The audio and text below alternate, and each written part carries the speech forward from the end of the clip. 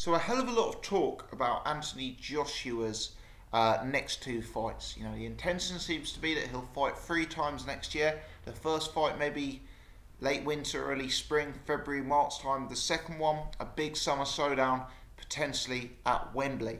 Now, I've come up with a few theories as to who I think will be the next opponents, and I wanted to discuss them in this video. You know, I did a video relatively recently. It was called something like Anthony Joshua versus Deontay Wilder versus Joseph Parker.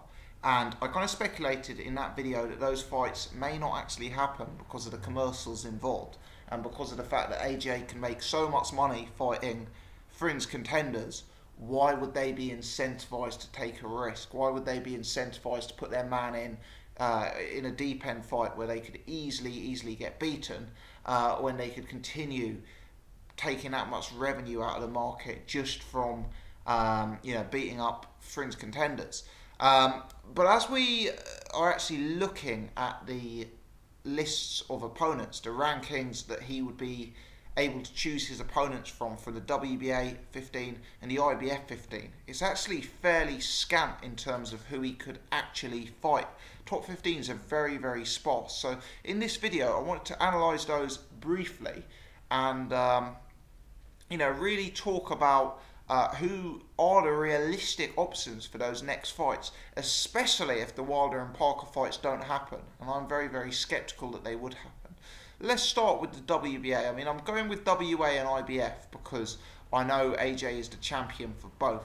Now, usually the rule is if you want to fight someone on a voluntary, you've kind of got to choose someone from the governing body's top 15 lists. Look, these governing bodies, they're out for themselves at the end of the day. They're businesses. They want to make a profit like anyone else. So I'm sure if Joshua wanted a huge money fight against someone who wasn't listed in the top 15, a way or a mechanism would be found of allowing that fight to happen. But I think it's still a good starting place for us to have a look at. So the WBA top 15. Number 15, Guillermo Jones. That's not a fight that you could really sell. You know, it's a cruiserweight in his 40s. Number 14, Carlos Takam. I don't think that is the route they'll be going, having just fought Takam. Number 13, Charles Martin. Surely that's not going to happen. Even Eddie couldn't sell that rematch. Number 12, Otto Wallin. A prospect I've heard good things about, but someone I've never seen fight. And, you know, I imagine that represents the rest of the market there. So I don't know if they could go from him based on lack of market image. Number 11, BJ Flores. Former Tony Bellew victim at cruiserweight. I mean, I don't think even Eddie Hearn could sell that one. Number 10, I've got Bryan here. I think his name's Trevor Bryan. Again, he's a prospect I've heard things about. I've never actually seen him box. I don't know too much about him. So, unlikely he's going to be the selected opponent just because, you know, even the boxing hardcore, you'd have to be very hardcore to know who this guy is. Number 9, Dillian Whyte. Potential option. We'll talk more about that later. Number 8, Kubrat Pulev. Potential option. We'll talk more about that later. Number 7, Big Baby Miller. Likewise, an option. He's on the list. Number 6, Christian Hamer. I don't view Hamer as an option really because he's fighting Alexander Povetkin and I expect him to get iced by Povetkin. So I expect he will drop down the list and be far less marketable having just been knocked out by Povetkin. Number 5 is Alexander Povetkin. I mean, hard to think that Hearn would stick Joshua in with Povetkin because Povetkin is so high risk. You'd be better off sticking him in, for me, with the likes of a Parker or a Wilder. So, Alexander Povetkin, for me, just wouldn't stack up in terms of risk factor. Number 4, Manuel Charr. No way. He's just had too many losses. You know, he's lost to Marius Bradis, you know, he's been knocked out. He's just not the right sort of profile to sell that fight. He'd have literally no chance. Number 3, Freza Quendo, do me a favour. Number 2, Alexander Ustinov. Again, just so unmarketable. I just cannot see it. Number 1, Luis Ortiz, who I understand is on a ban. So I've picked out 3 names there. Jarrell Miller, Dillian Whyte, Kubrat Pulev. Now, Dillian Whyte, we should mention, is currently scheduled to have a fight in February, so would be less likely that he would be Joshua's spring opponent. Jarrell Miller, obviously fighting Mariusz Wach. If he were to lose that, he'd be impossible that he'd be Joshua's opponent. And Kubrat Pulev just withdrew from the Joshua fight on grounds of injury. So, yeah, a lot of people aren't sure it's a legit injury, but regardless, he'd have to bounce back from that whole situation to be considered. Anyway, that's the WBA. I mean, people have given me stick for my top 30 rankings I've done on the heavyweight division recently, but you didn't see names like Guillermo Jones and BJ Flores on my list. So, there you go. Let's have a look at the IBF. Perhaps they bring a bit more sense to the equation, or perhaps maybe not. Number 15, Kiladze. I mean, I am a heavyweight nut. I have never heard of Kiladze or Kilads. You know, your guess is as good as mine. Number 14, Tom Schwartz. Heard things, never seen him fight. 13, Otto Wallin. We've already talked about him. 12, Povetkin. Already talked about him. Number 11, Ajit Kabayel. Kabayel, he doesn't have that profile, that marketability. He's, you know, he showed some real skills against Chisora, but you'd think he'd be overmatched at that elite level. Hard even for Hearn to really sell that. 10, Charles Martin. 9, Mariusz Wach. We won't include Mariusz Wach in our calculations. He's been a Joshua sparring partner. He's expected to lose to Jarrell Miller this weekend, so hard to factor him in on the basis that, you know, he's likely going to suffer a defeat there. Number 8, Alexander Dimitrenko. You know, Joseph Parker dispatched Dimitrenko so easily. It would be very, very hard for Joshua to now go and fight Dimitrenko because, you know, unless he absolutely iced him in 20 seconds, people would draw unfavourable comparisons to Parker's performance. 7, Dylan White. He's already on the list. 6, Breazeale. We understand Breazeale is in line for a fight with either Wilder or Charles Martin. Obviously, he's already fought Joshua, so I don't think that's realistic. 5 is Miller, who's already on the list. 4 is Hammer, who we've discussed. 3rd is Dillian White, who's on the list. 2nd is Pulev. So across both governing bodies, top 15s, we've got 3 potentials. Dillian White, Kubrat Pulev, and Jarrell Miller. So we're going to throw those onto the list. We're also going to throw in the likes of Joseph Parker and the likes of Deontay Wilder. Now, I don't see those fights happening. I'm just being frank. You know, I think the economics of the situation is that Eddie Hearn is going to have to be putting the offers out there to seal those fights. Now, Deontay Wilder has said in interviews apparently he's looking for a 50% split. I saw David Higgins, Joseph Parker's promoter, on Twitter today, who was looking actually to make an offer via Twitter, saying that Anthony Joshua would get a 60-40 split in Joshua's favour.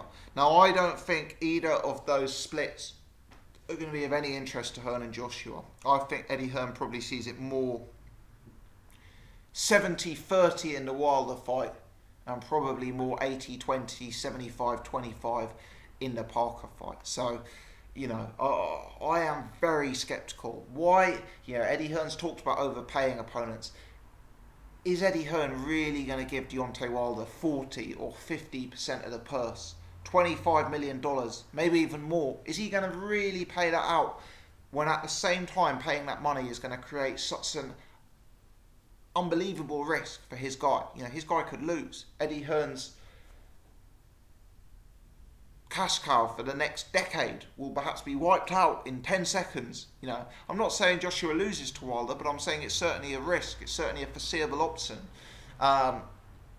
So I don't know. You know, if they could get one of these guys in for 5 or 10 million, and you know, Hearn could get 40, 50 million to his side, Joshua's side, perhaps they could take the risk. But I don't see them taking such a risky fight and paying the money at the same time. You know, it seems like they're having to take two big negatives at the same time. So I'm very sceptical whether those fights happen. I really, really am. The Tyson Fury fight is another one you could throw into the summer. But realistically, Tyson Fury, you just can't really trust what he's saying with regard to his return. How many times have we heard he's going to return, and how many times have we been less disappointed? You know, it's happened time and time again, I'm afraid, and even myself, who considers myself a very, very hardcore Tyson Fury fan, is kind of in a situation where we'll believe it when I see it. I believe it when he gets his license back. I believe it when he loses the weight. I believe it when he announces a fight date. I believe it when an opponent is announced, and I believe it when he steps into the ring. So Fury's another one you're going to throw into the mix. I think the most likely fighter, a fighter we haven't even mentioned yet, is David Haye. David Haye, I think he's 37 years old. He's about to fight Tony Bellew, and he is the consensus favourite in that fight. Yes, Bellew beat him last time, but even the most ardent David Haye hater would have to admit the circumstances were somewhat mitigating with the injury. If David Haye is recovered from his injury, he should beat Tony Bellew. Look, I've ruled Tony Bellew out on this channel time and time and time again and been wrong nearly every time. I'm not going to write off Tony Bellew. He beat David Haye, he was the deserved winner of the first fight. But for my money, David Haye was winning every round pretty much until the injury was sustained. And I do still believe that David Haye, even at 70% of his peak, is probably more of a fighter than Tony Bellew is. So I think David Haye wins that fight. I think that would be a mega event in the UK, the Haye-Bellew rematch. And I think Haye's profile will be soaring as a result, especially if he wins in devastating fashion. It won't take a lot for the UK casual market to be buying into the hype of Haye 3.0 and saying how big a puncher he is, and saying how great an athlete he is, and saying how his career is rejuvenated now he's come in a bit lighter. Haye's an immensely popular figure. He's a celebrity. He's got a huge following. He's done reality TV. David Haye, a real proven commodity at the box office. I think Eddie Hearn will look to do a deal with David Haye. He'll view David Haye as lower risk. David Haye is so much smaller than Anthony Joshua. David Haye is so much older than Anthony Joshua. He's smaller than Wilder. He's smaller than Parker. He's older than Wilder. He's older than Parker. He's got injury problems the length of your arm. I think Haye beats Bellew, and I think that is the summer fight at Wembley. Could David Haye be achievable for 10, 15, 20 million dollars? Absolutely. Certainly. Haye would be keen to do business because Haye, unlike Parker and Wilder, has a ticking clock, and Haye's opportunity to make money in this sport is very, very limited. He's only got 2 or 3 fights left maximum with the state his body's in, and he's not getting any younger. He's aging by the day. So Haye has to take a fight like that if it's offered to him. He doesn't have the luxury of time the other guys have. I think Hearn may well look to make that fight, and actually, perversely, I think Joshua Haye is potentially a bigger fight in the UK market than Joshua Wilder and Joshua Parker. I really do. I know people like title unifications, but David Haye is legit a mega name on these shores, believe me. And the hype for that fight, the build-up, the press conferences, especially the lead-in if he knocks out Tony Bellew, I honestly see that being the fight that's made. I really, really do. My prediction is that is the summer fight. Of course, that fight is completely gone. If a fight cannot be, if Bellew is to beat Haye again. But I predict that's the summer fight. Now that leaves us with the February fight. Who does Joshua fight in February, if at all, if indeed he does fight at all? I don't rule out the Dillian Whyte fight. I think Dillian Whyte has proved very hard to match. I think opponents want a lot of money to fight Dillian Whyte, and I think that Dillian Whyte is not really a big ticket seller and a big established pay-per-view star. So I think opponents want overly inflated prices, and unlike Joshua, I don't think Hearn will be so keen to pay those inflated prices based on the fact that Dillian Whyte just doesn't have that history of selling out arenas and selling pay-per-views. They've tried to make the Dominic Breazeale fight for Whyte. That's failed. They've tried to make the Lucas Browne fight for Whyte. That's failed. They've tried to make the Derek Chisora fight. That's failed, and it's now dead after Chisora took another big loss. They've tried to make the Deontay Wilder fight, and that's failed, and that's probably dead now. Probably is dead now, I'd say. That fight's taken such a battering, I think it's now dead and gone. Now, if Joshua is proving very hard to match up for February, if Dillian Whyte is proving very hard to match up for February, perhaps Eddie Hearn will kill 2 birds with 1 stone and make that fight. He knows it's a smash hit at the box office. He knows it's probably easy work for Joshua. He knows Joshua will probably take care of business better than he did first time out against Dillian Whyte. AJ's probably improved since that fight. Dillian Whyte, to me, doesn't look like he has. And when he stepped up again to more like top 20, top 25 level, the Chisoras, the Heleniuses of this world, he's laboured. He's laboured. He really has laboured. But it's such a marketable fight. Dillian Whyte really sells a fight. Joshua and Whyte together are box office. They create huge price, huge hype, huge publicity. That's a big, big fight in the UK.